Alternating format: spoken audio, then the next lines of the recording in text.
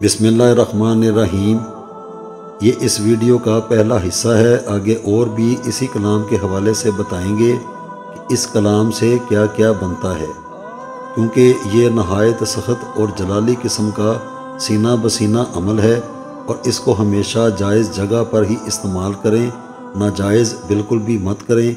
इस अमल के लिए चूँकि हमारे यहाँ मंगल और बुध कसाब हजरात छुट्टी करते हैं, इसलिए ख़ास तौर पर बरोज़ पीर बकरे की एक साबत हड्डी मिख वाली, जिसके अंदर गूदा होता है, टूटी हुई या किसी वजह से उसका गूदा निकला हुआ ना हो, इस बात की यकीनी तसल्ली करके अपने हाथ की मदद से गोश्त समेत वो हड्डी हासिल कर लें या सिर्फ हड्डी लें।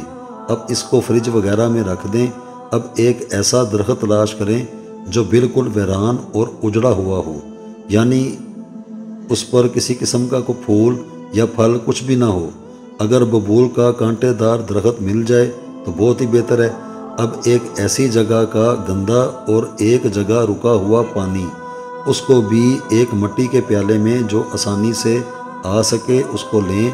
कांटे वाला हिस्सा इसका दरख्त से अलग कर लें या किसी वीरान दरख्त की कोई भी सख्त शाख एक दो लेकर अब अगला दिन मंगल का होगा और उसकी पहली सात मरीख होगी। अपना रुख मगरिब की जानब करके अगर हड्डी पर गोश्त हो या ना हो, फ़िलहाल इस अमल के हवाले से समझें। आगे और भी इसके तरीक़ेकार हैं। अब इस पर इसी सात मरीख में इतनी ही देर तक या कहर या कहार डंडा भर से बेशुमार मारो हुक्म अल्लाह दे नाल कहकर इस हड्डी पर एक तरीके से छड़ी मारें। इसी तरीके से हर एक मर्तबा जब इसको पढ़ लें, या कहर या कहार डंडा भर से बेशुमार मारो हुक्म अल्लाह दे नाल, तो फ़ौरन इस हड्डी पर ज़ोर से मारें। इस तरीके से चलते जाएं और जब सात मरीख का वक़्त ख़त्म हो जाए तो इस अमल को करना बंद कर दें और इस हड्डी को मगरिब की जानब ही इस पानी के प्याले में रख कर डाल दें और छड़ी से मारने वाले तरीके में जितनी भी कलाम आपने पढ़ी उसको उस पानी पर दम भी कर दें। हड्डी को उसी जानब ही पड़ा रहने दें। अब इसी दिन अगर आगे आने वाली सात ज़ुहल में भी आप इस अमल को करना चाहें तो पानी से हड्डी निकालें और फिर यही कलाम और मारने वाला सिलसिला मगरिब की जानब ही जारी रखें। जब सात का वक़्त ख़त्म हो जाए तो पानी पर दम करके हड्डी उस पानी में डाल दें। फिर उसी दिन आगे वाली सात मरीख में भी इस अमल को करें।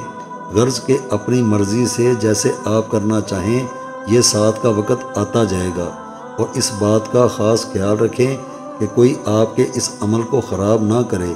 तो घर में अगर इस मुकाम पर रखना मुनासिब ना हो तो इस प्याले और हड्डी दोनों को बहिफाजत यहाँ से उठाकर किसी हिफाजत वाली जगह पर रख दें। अब इसी रोज़ सात मरीख दोबारा फिर आएगी।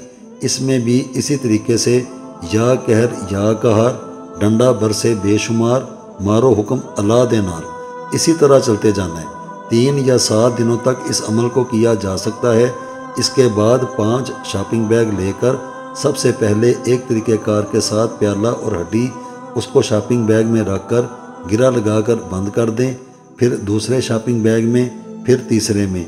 इस तरतीब से अच्छे तरीके से इसको बंद करके उसी जगह जहां खड़ा और ठहरा हुआ पानी था उसमें आराम से उसके अंदर इस तरतीब से रखें कि हड्डी और प्याले में मौजूद पानी उसके अंदर ही रहे और उसको सीधा करके रखा जा सके।